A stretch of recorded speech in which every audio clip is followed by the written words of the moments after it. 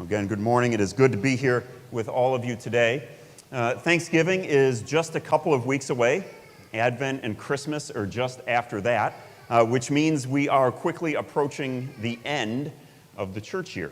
Some of you might know this, but the church kind of goes by its own calendar that's built around the life, the death, the resurrection, and ultimately the return of Jesus.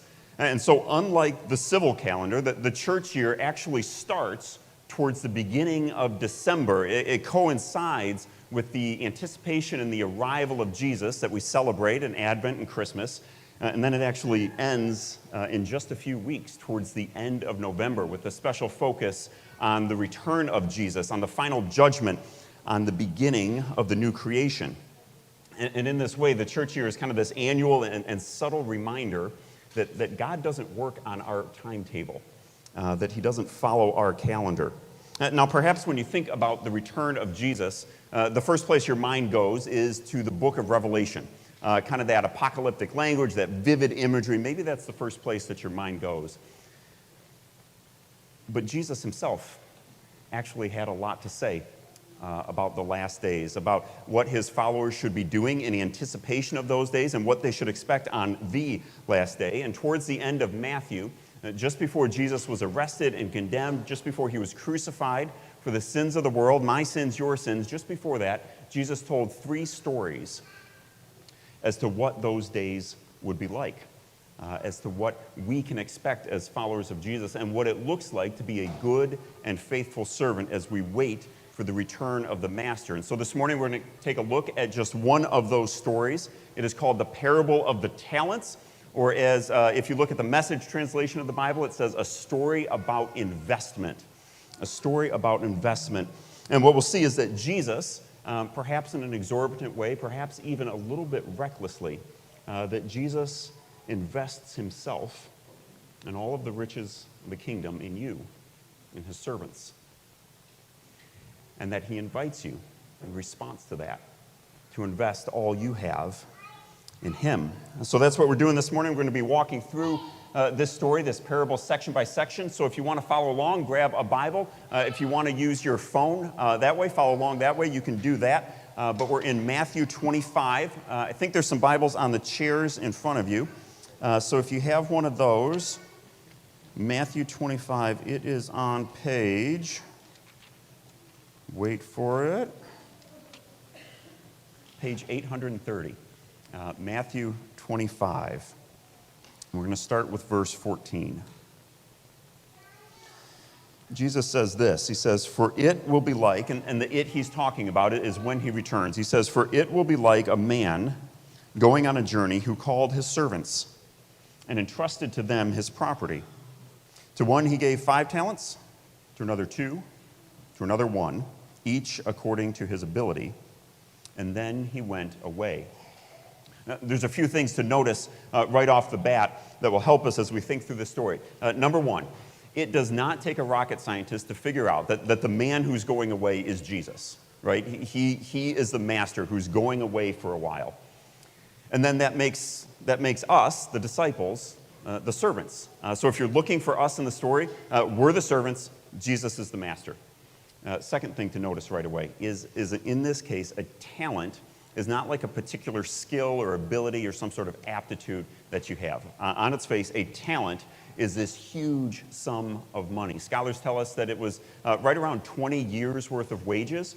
And so if you make median income $50,000 a year, a talent would be roughly equal to $1 million.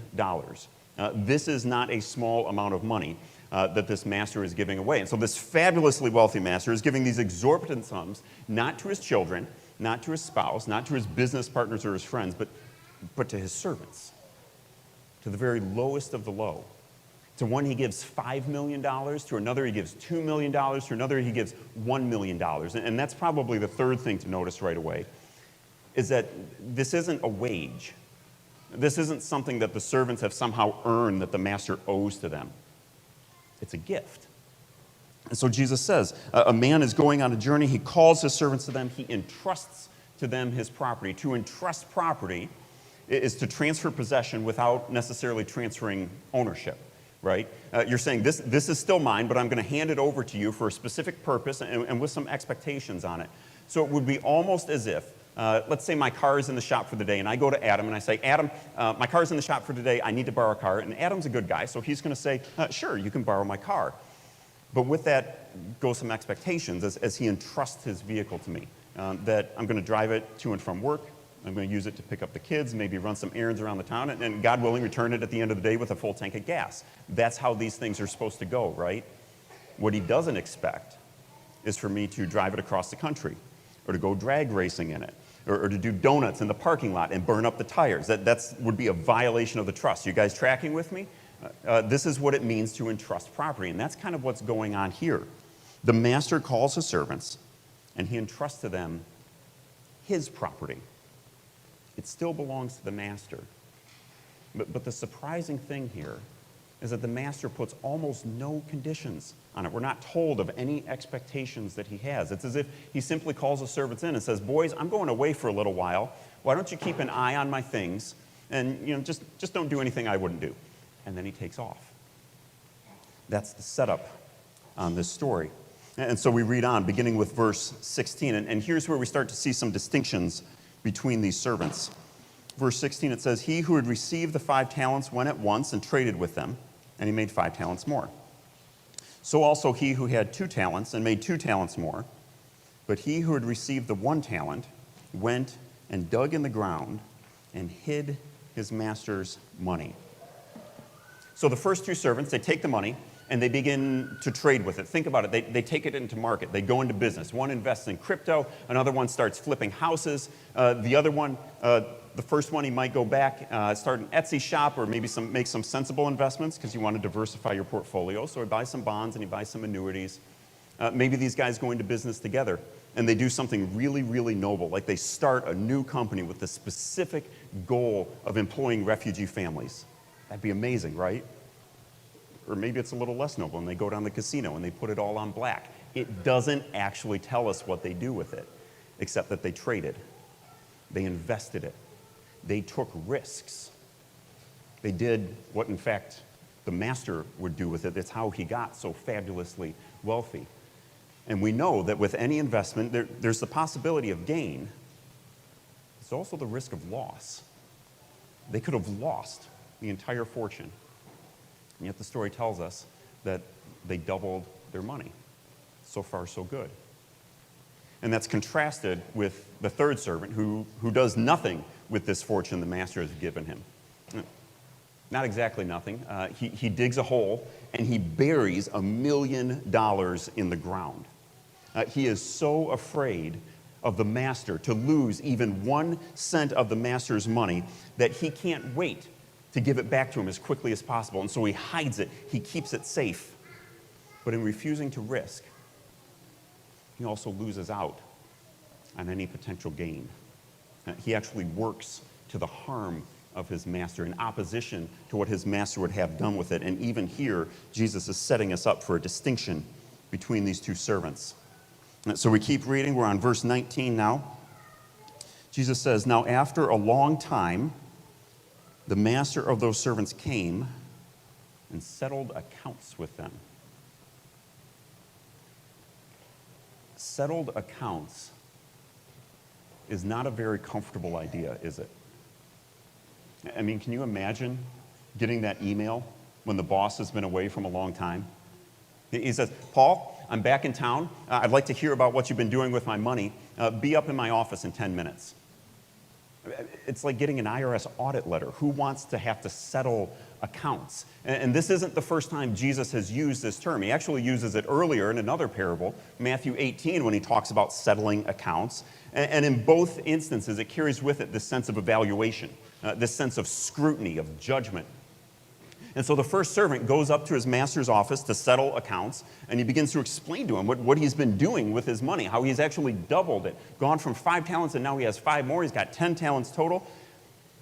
But the way I picture this scene going is kind of like those reality competition shows, whether it's baking or building Legos or whatever it is. And you guys know this moment. It's when the judge is about to decide who's going to go home and who gets to stay. and all of a sudden the music gets really intense, everything slows way down, and the camera pans from like one anxious face to the next as they're just waiting for the verdict for what these judges are going to do. That's how I picture this scene going, as this first servant has to come and settle accounts with the master, and he's wondering what is going to happen, what's he going to say? Because let's face it, doubling the money may or may not be a sign of a good investment, of a shrewd decision. It all depends on how long the master was away, right? Investors have this kind of guideline. It's called the Rule of 72, where if you want to know how long it's going to take to double your money, you take 72, you divide it by the interest rate, your rate of return, and that's going to tell you how many years it takes to double your money. And you can work it the other direction too. So, if in this case, if the master was gone for 7 years, the guy doubled his money, that means he got roughly a 10% rate of return. Pretty good. I think any of us would be happy if we could get a 10% rate of return year in and year out. But Jesus says the master was gone a long time. I don't know how long that is, but what if it wasn't 7 years? What if it was 10? What if it was 20? What if it was 40 years or longer? All of a sudden, that doubling of the money doesn't look so good, does it? And thankfully, when this servant goes to the master to settle accounts, the master seems not to care at all about the investment or the rate of return. As soon as the servant says he's doubled his money, before the words are even out of his mouth, the master's saying, "Excellent, well done. I knew I could trust you. Now come on in, have a seat, and let's talk about that promotion." There is no scrutiny over the investment strategy. There is no quibbling over whether or not he could have squeezed another talent or two or even a fraction more out of the investment. The money is an afterthought. The master's response is entirely about the servant himself. The money is simply a reflection, a way for the servant to show his love and his faithfulness to this master. Everything the master has to say is about the servant. And the settling of accounts for the second servant goes in exactly the same way. It's exactly word for word. The same scene plays out again. And again, the master is more interested in the heart of his servant than in the outcome of his investments and the amount of money that he was able to earn. But then we get to the third servant, to the one who hid the master's money in the ground. This man, too, is called up to the master's office and asked to settle accounts, to give an explanation of what he's been doing with the master's money. And we see his response. It's halfway through verse 24. Here's what the third servant says. "Master, I knew you to be a hard man, reaping where you did not sow, and gathering where you scattered no seed. So I was afraid, and I went and hid your talent in the ground. Here, you have what is yours." Wow. Can you believe this guy? We've already had a clue that he had violated the trust of his master in the way he handled his money. Jesus is like setting us up for this distinction between the two servants who doubled their money and this guy who buried the coin in the ground. But now he's doubling down on it, and he's actually blaming the master for his own lack of action. It's almost as if he's saying something like this. "Master, I know I buried your coin in the ground, but after all, this is really your fault.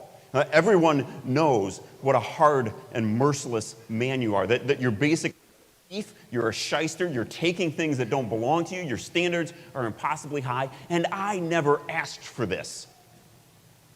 I am terrified of being beholden to you in this way, of owing you something, and so here, take it back. I don't want your gift." It is shocking the way this servant responds to the master. And so the master responds in kind. He says, "You wicked, lazy, do-nothing servant." The master doesn't deny being a hard man. He doesn't deny reaping where he didn't sow, gathering where he didn't scatter seed. But instead, he sees this servant's response for what it really is. That just like the other two servants, the way this wicked servant has handled the gift the master gave him, the master's money, is a reflection of who he believes the master to be, what he's really like. And so the master judges this wicked servant by his own words. He takes back his talent, just like the servant had said to him, and he casts him into the darkness, where Jesus says there is weeping and gnashing of teeth. It's a euphemism for hell. And all of a sudden, we start to think that there's a lot more going on here than just a master who gave his servant some money to play with. C.S. Lewis once said that the doors of hell are locked from the inside. And I can't help but wonder if he had a story like this one, or maybe this exact story in mind when he wrote that. For here, the master judges the servant by his own words. He enacts the servant's own judgment on him, and this wicked servant's expectation of who his master is and what he will do, well, that becomes his reality. This is a sobering parable that Jesus tells to his disciples. And so what do we do with it? Because it would be pretty easy to turn this into some sort of moralism, right? To say that those who manage well the gifts that God has given them, those people will be rewarded. Those who do it poorly will be punished. And so be careful. Be careful, you who seek to follow Jesus and please the Master. You better manage the gifts God has given you well, because one day he is going to call you and you will have to settle accounts. Pretty simple, right?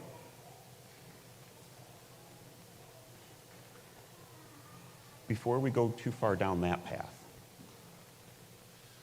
we need to remember that this story isn't about us, not first and foremost. It's a story about Jesus, about his return. Jesus is the master. Jesus is the master. He's the one who reaps where he hasn't sown, who gathers where he scattered no seed.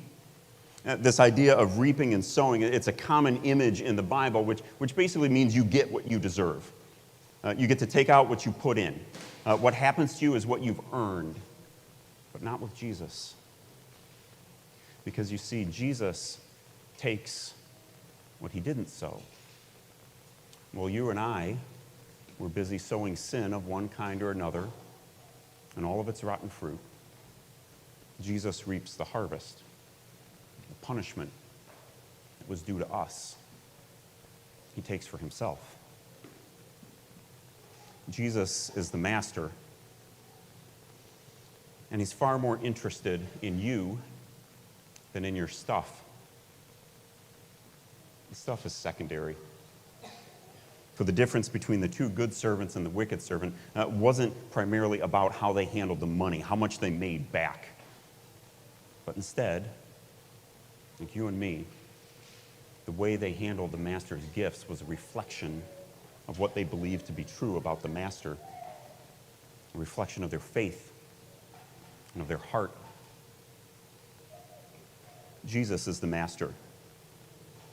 He's the one who gives what you could never earn for yourself. A gift far more than many of us could ever imagine. He gives you his perfect obedience, his righteousness, and he is fully invested in you to give his life, shed his blood for you, his servants, something you could never earn for yourself. And in response, he simply says, do with it as I would do. not to reject it or hide it in the ground or throw it back in his face, not to take it for yourself, for your own enjoyment and treat it as if it's your property. Forget that it belongs to him, but to use it, to risk it all, to put it to work, to be fully invested in the interest of your master. For it's his property anyway. The risk is his, not yours. In a sense, we're all playing with house money. And it's the joy of your master to invest everything in you and to settle the account on your behalf. In the name of Jesus, amen.